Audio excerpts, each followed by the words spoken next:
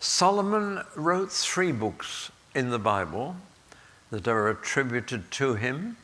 There was the Song of Solomon, there was the book of Proverbs, and the book of Ecclesiastes. And if you want to get into those 3 books, you've got to imagine what age Solomon was when he wrote the 3 books. Now, in the Song of Solomon, he's obviously a young man, deeply in love, so much filled with thoughts of his girl that he never mentions God once. And he's not the first young man to be like that, whose thoughts are all on the young girl and he forgets everybody else and even God himself.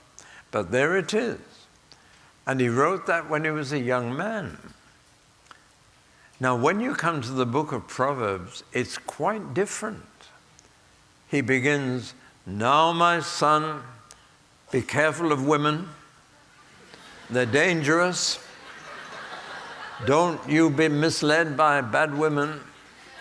How old is he? He's in his middle age. He's already sown his own wild oats. He's already made his own mistakes. Now he's trying to stop his son making the same mistakes. That's what middle-aged people do. I was in one family, and I heard the teenage girl say to her parents, "What did you do at my age that makes you so worried about me?" And I think that's about the most devastating question I've ever heard a teenager ask parents. But here he is in the book of Proverbs. "Now, son, be careful. You be careful about bad women. They'll get you." He's a middle-aged man when he wrote Proverbs. And middle-aged people talk rather differently from young people. And then you come to Ecclesiastes. And he says, "Remember your Creator when you're young, before the teeth are few, before the eyes are dim, before the legs begin to shake, before you can't hear the song of the birds." How old is he now? He's an old man looking back over life. And he's trying desperately to prevent young people finishing up as disillusioned as he was. Because he finished life saying, everything's pointless.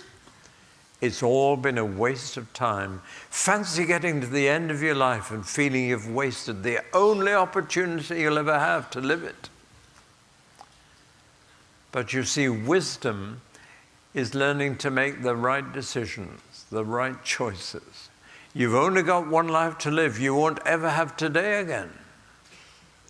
And it's rushing by, and when you get to my age, it just goes.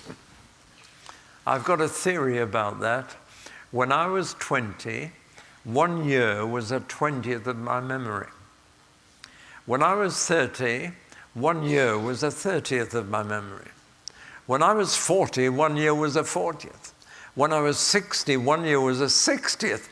When I was 80, 1 year was an 80th. And I reckon that's why as you grow older, life goes quicker and quicker and quicker. And years just come and go like that.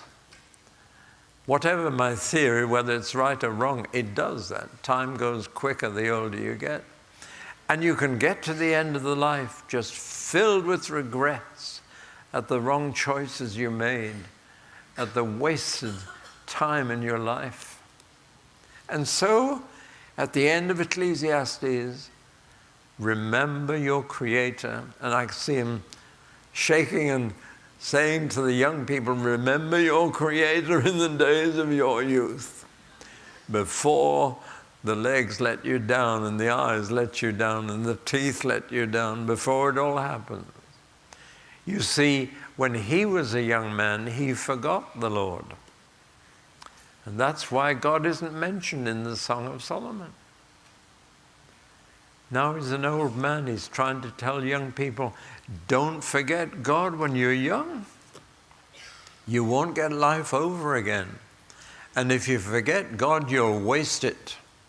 And you don't get a second bite at the cherry. That's what he's saying. And he finishes up by saying, fear God and love his commandments. And I just want to say to young people, before you waste your life, remember your Creator.